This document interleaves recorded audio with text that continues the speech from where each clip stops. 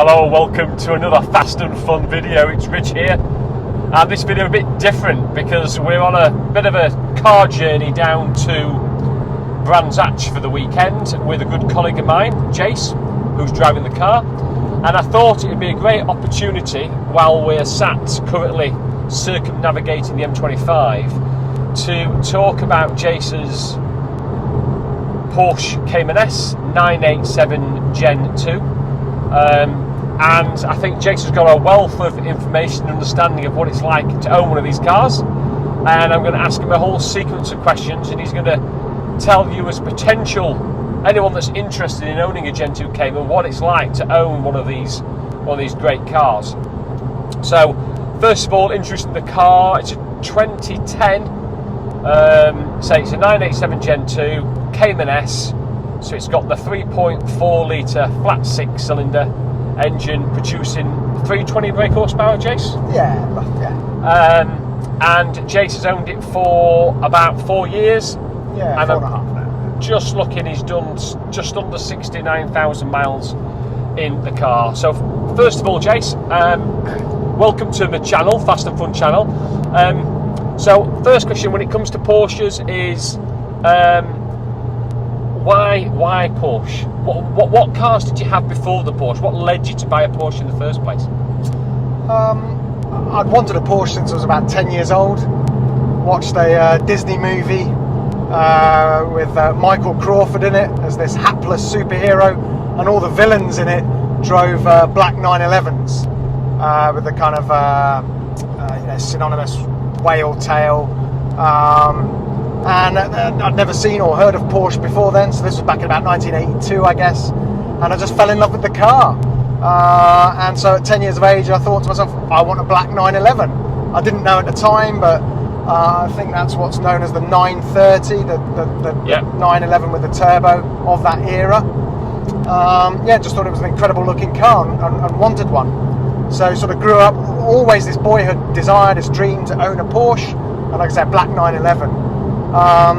Got into my 40s and just lucky and fortunate enough to be in that sort of financial position where I could afford to go and buy, a car as a kind of weekend toy and pastime, and thought I want to make that Porsche dream a reality now. Unfortunately, a black 930 turbo with a G50 gearbox, well out of reach. And in that period of time, obviously Porsche had brought out the Boxster and then the Cayman. And all of the reviews have been that those were incredibly competent and sort of sorted cars in terms of handling and composure and ride and so on.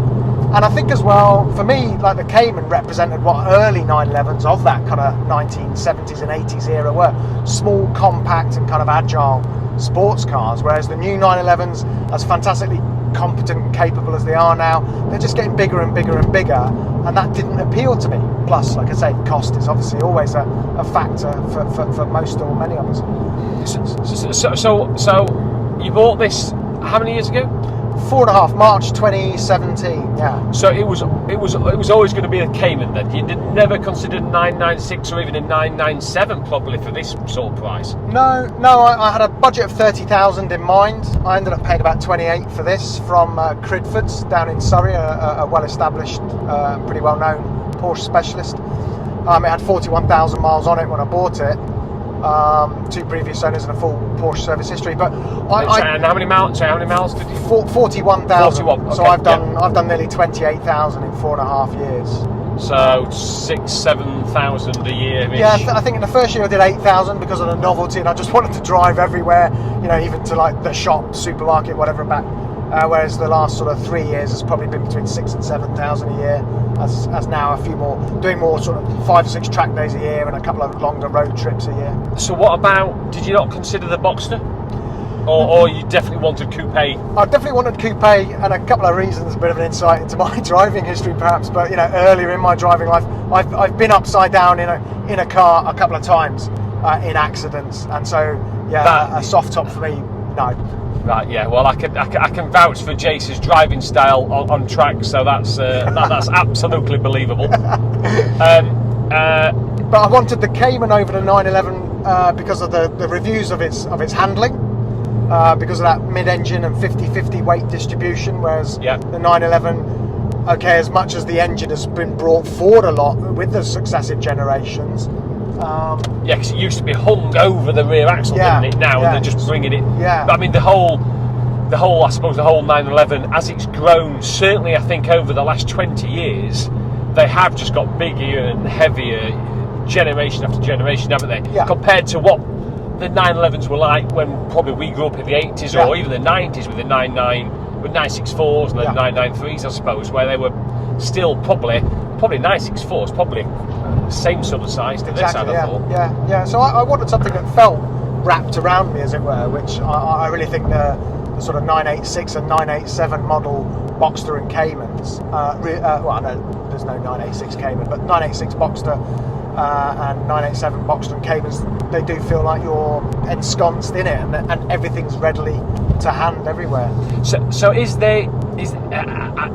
forgive my perception, because I've owned a Boxster myself, I suppose, so I was a Porsche owner for a couple of years, but there's always a perception that they're a little bit snooty, they can a little bit look down other marks of car, the lack of acceptance that there's other marks that are really, really great sports cars as well. Is there a hierarchy within that Porsche owners club that says that, well, you're a Cayman driver, the Boxsters are at the bottom, then it's Caymans, and then it's 911s and so on? Does that really exist to you by certain people? I think it probably does by certain people, and I think you're probably going to encounter that in any vehicle mark, whether it's Ferrari or Lamborghini or Maserati or whatever, or even the performance sort of Audis and Beamers and things like that as well. I think I'm a member of both the Porsche Club GB, and I definitely feel that there is a bit of a with some people there can be a bit of a snobbiness, and if you haven't got the newest car, you almost get looked down on as well, by some, not by all, by any means. I'm also a member of TIPEC, the Independent Porsche Enthusiast Club, and that's a bit more grassroots, rapidly growing, but I find the people in that they're more about the fun of driving rather than the status of the car, and this is where I think Porsche cars are so good in that they're just so drivable. Yes, something like an Elise or an Exige is going to be a more extreme, yeah, especially on track. Yeah. Whereas I don't know, an M4 or an RS6 or something, or a Jaguar or a Maserati or whatever, perhaps more rewarding as a Grand Tourer. But what I can do with this, I can drive like we did back in May, whatever that was, 150 miles to your house, yeah, and then 150 miles up through Wales on some spirited country roads, and then 200 plus miles on track at Anglesey, and then I drove from there over to Hull, for work the next day, and the car didn't bat an eyelid, and I got out feeling fresh at the end. And that's quite a good example, because obviously one of the guys that came up with us, Phil, in the aerial at Tom, only made it one way to Anglesey and ended up getting towed the whole way back to Portsmouth from Anglesey in his aerial at Tom. So that's a good example. So talk about for people that are interested in Gen 2. So this has got is it the DFI? Yeah. DFI engine. So this is the more robust, shall I say? Because the Gen 1s, both Boxsters and Caymans, and also the 996, 997, 911s, all have the known IMS bearing issue, RMS bearings, the bore scoring as well, specifically on the Caymans and the 997s. But the DPI engine for the Gen 2s, is there any weakness on these? Because these, nothing really comes out about these. Seem bulletproof. Yeah, I mean there isn't. Obviously, I suppose you're always going to have the odd lemon, as it were, but there's no sort of like history or legacy or catalogue of known weak spot issues on the engines in these, as you say, 987, whether it be that Boxster or Cayman Gen 2s, and similarly for the 997, 911 as well. I think they did away with the IMS, the intermediate shaft, so that's why it's not a weakness on these. Yeah.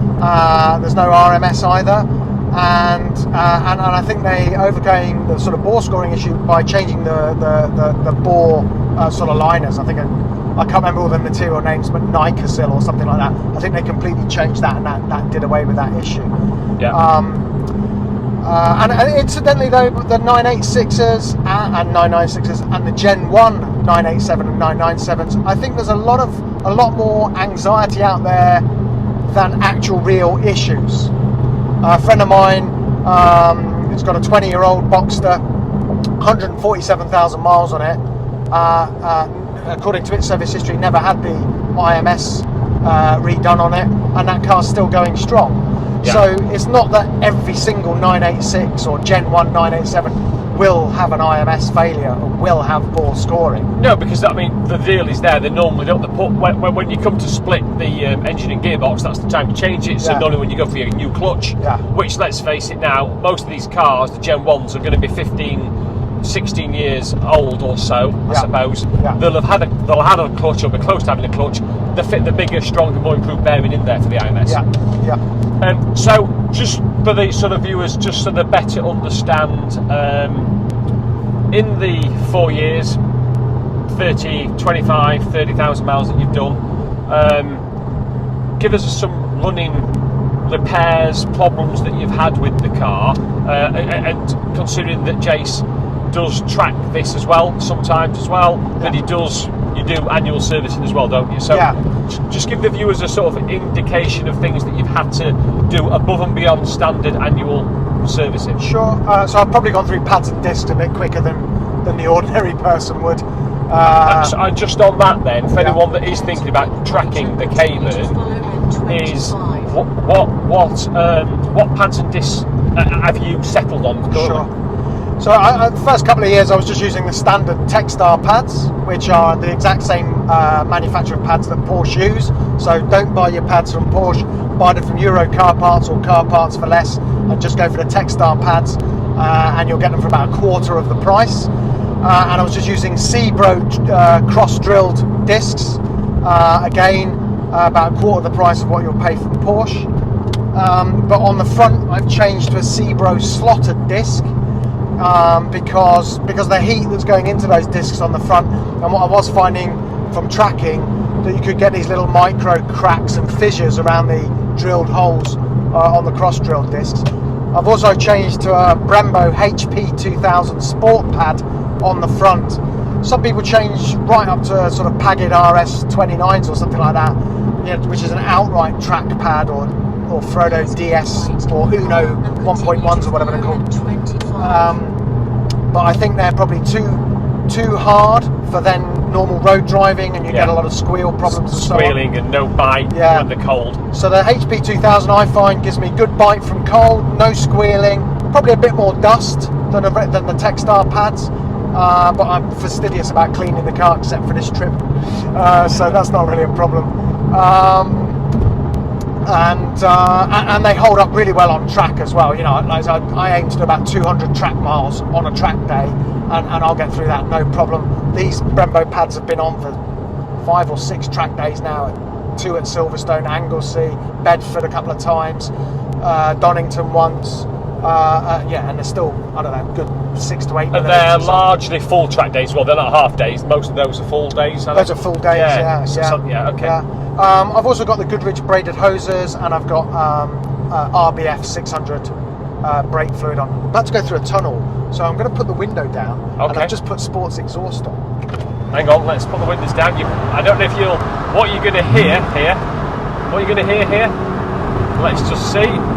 If you hear, I mean, this is very childish, but fun. Here we go.